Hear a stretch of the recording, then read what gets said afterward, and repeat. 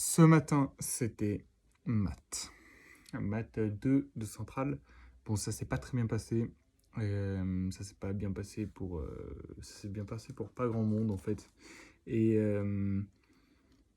en fait, la première partie était super dure. La première question, enfin moi je suis arrivé devant le sujet en étant plutôt confiant parce que je m'en sors bien en maths et en plus là j'étais plutôt en forme. Et première question, j'y arrive pas. Donc forcément, ça donne pas confiance. Du coup, je passe. Deuxième question. Il me semble que la deuxième question, j'ai réussi. Troisième question, j'y arrive pas. Quatrième question, j'y arrive pas. Du coup, je me dis, bon, bah, je vais passer la partie 1. Elle est visiblement un peu dure. Et donc, je passe la partie 1, j'arrive à la partie 2. Et première question de la partie 2, c'était de calculer des produits. J'ai eu aucune idée de comment on faisait. Enfin, c'était des produits infinis, en fait. Parce que au programme de prépa, en mathématiques, on a les séries, c'est-à-dire des sommes qui vont jusqu'à l'infini. Donc ça, on a pas mal de théorèmes dessus, c'est au programme et tout, on bosse beaucoup ça. Par contre, les produits qui vont jusqu'à l'infini, on n'a jamais vu ça. Et c'est normal, il n'y a pas de théorie dessus. Le seul truc que je savais, c'était que je pouvais revenir sur une somme infinie en utilisant le logarithme. Et donc, je ne sais pas si c'est la première ou la deuxième question que j'ai finalement réussi. Et dedans, justement, on utilisait cette propriété. Et ensuite, la partie 2, du coup, première question, il fallait calculer des produits et je n'avais aucune idée de comment calculer ces produits. J'ai essayé pas mal de trucs, j'ai jamais réussi à trouver un résultat, mais voilà, donc voilà. Mais après, la suite, ça partait sur des intégrales de Wallis. Alors, les intégrales de Wallis, c'est pas au programme, c'est des intégrales avec des cosinus à la puissance n ou des sinus à la puissance n. Euh, c'est pas au programme, mais on avait déjà vu ça notamment pour démontrer la formule de Stirling.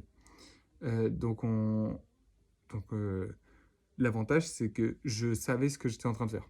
Donc ça, c'était sympa. Surtout que au final, c'était pas mal guidé le fait de devoir faire de trouver une relation de récurrence, etc. dans les intégrales de Willis. Du coup, ça allait. Le vrai point difficile, c'était sur la fin de la partie, il me semble, avec des probabilités. Et j'ai pas vraiment réussi à m'en sortir sur ces probabilités. Il y avait deux petites questions de proba et je les ai pas réussi. Donc ensuite, je suis passé à la partie 3. Et le début de la partie 3, ça allait. Jusqu'à vers la fin de la partie où j'ai fini par passer à la partie 4. Partie 4, j'ai fait pas mal de choses. Et à la fin de la partie 4, pareil, impossible. Et du coup, je suis passé à la partie 5. Et partie 5, j'ai pu faire le début, j'ai eu le temps. Non, en fait, la partie 3, il me semble que la fin, elle était faisable. Il me semble que j'ai fait la fin. Il me semble que j'ai fait toute la partie 3. Et que c'est la partie 4 où la fin était quasiment infaisable et que je l'ai passée.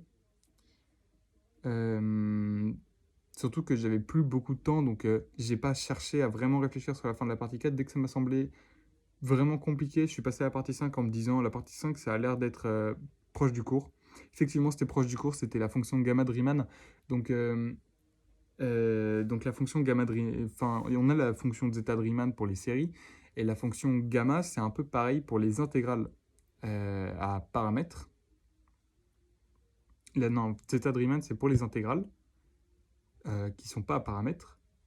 Et la fonction gamma de Riemann, c'est pour les intégrales à paramètres. Et donc, euh, c'est une intégrale qu'on connaît bien parce qu'on l'a vu dans le cours. C'est un exemple facile et surtout, c'est un exemple important pour montrer qu'une fonction est C infinie.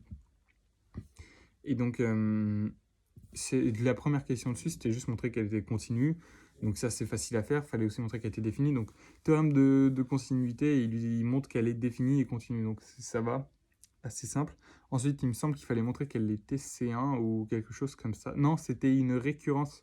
Et je me souviens que j'ai fini ma récurrence, j'ai encadré la réponse au moment où il fallait, où fallait se lever et poser les stylos.